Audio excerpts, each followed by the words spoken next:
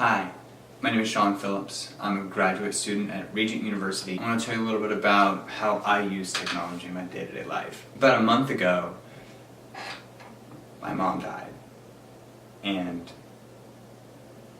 it was hard. She was in the same city as me, and I ended up using technology a lot to deal with the kinds of things that we had to take care of after she passed. The first thing, primary piece of technology, communication technology that I use is a cell phone. Initially, when I first got the news, I got it on my cell phone. My aunt was with her and she gave me a call. As I was driving to my mom's house, I was making phone calls to my dad, to my brother, letting them know what was happening. It seemed like, well, it was more convenient, it's safer to use a telephone while you're driving, but it also seemed like the right way to pass on that news. When I got there, I ended up calling a few other people and made sure that I used a phone call and didn't send a text message, did not send an email.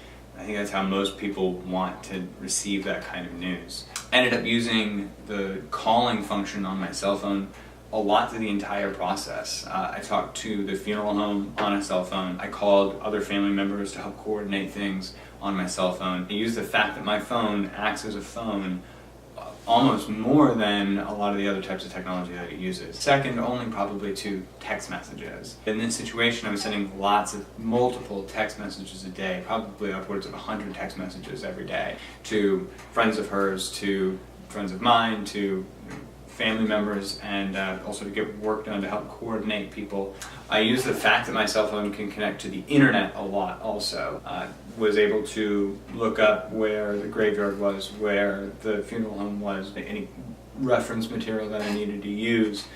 Through this process, it was really easy to pull my phone out of my pocket, go to the internet, type in a question. We actually logged into my mom's cell phone and used social media to tell her friends where the funeral was, where the burial was going to be, where the obituaries were going to be in the newspaper. Very key, very necessary to accomplish everything that we were trying to do. We actually downloaded an app called Airbnb and got an apartment using the cell phone. Another really helpful piece of technology through this whole process was the computer. We used the computer a lot to scan pictures. We scanned them in using a peripheral scanner, but it had to go to a computer, and we really needed the computer's computing capacity to put that slideshow together. It actually brings up a really good point of where technology wasn't super helpful. The scanner that we bought came with a CD to load the drivers to use the scanner on the computer, but my computer doesn't have a CD drive.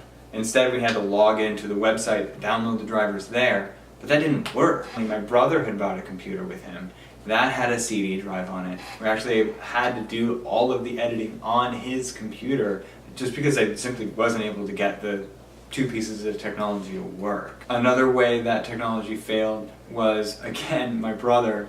He was traveling from Mexico to Virginia. He had his phone on airplane mode because his cell phone didn't work in Mexico and it was going to destroy his cell phone bill. So when he came to the United States, he took it off of airplane mode, but he didn't change the time. So when he got to Atlanta, I think he flew into initially, he missed his flight. He thought it was an hour earlier than it really was, and had to actually stay the night there and fly up the next day. The funeral home also wanted me to be there in person to pick out a casket for my mom. I'm in Virginia, the funeral was in Pennsylvania, so I had to call one of my aunts to go to the funeral home and pick something out. No amount of technology was going to get me into that room making those decisions like that funeral home needed. We also used the computer when we were booking things for the funeral. So we had a musician come and play piano during the service. We ended up using a website to find a musician to come and play, and without the computer, I just don't even know how that would have been possible. Finally, the camera was a really big help as well. My grandfather, my mom's dad, still lives in San Diego, but his health isn't very good, so he wasn't able to make it to the funeral. I used my digital camera to record the service, and then took the SD drive, put it in my computer, edited that into a video, and ended up sending that to him so that he could feel like he was participating in that. That was really something that allowed him to connect with the rest of the family, to really have a lot of closure there. And if I didn't have a way to digitally send that, I'd probably end up mailing it, but it still made it a lot easier. In conclusion, I used technology a lot during that whole process. I relied on it pretty heavily for things that I knew I could do with it. I maybe relied on it a little bit too much for a couple of things that I tried to accomplish. People have put funerals together without technology, but I think I did a little bit more. I got a musician. We were able to stay in a house instead of having to share a hotel room. I used my maps to get up to the town without having to get directions, and there was really no possibility of getting lost on that trip. But it doesn't solve everything. It doesn't accomplish some of the things that we think it can do, but overall it isn't going to change everything, and there's still a lot of things that we need to do person to person. Etiquette was a really important part of what kind of technology I was using and how I used it. I had to call the funeral home. I had to call my family because that was the best way to have a conversation and get things accomplished, but also it was the right thing to do in some situations. So making sure that an email or a text message or a phone call, it's done in a way that everybody feels comfortable with and everybody feels like they're getting the most out of the person that's communicating that message.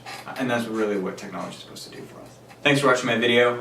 I hope it didn't go too long, but overall I think you see that I use technology a lot. I'm really versed in it, and I know how to get a lot of things done with it, but there's still other ways to essentially accomplish everything that I had done.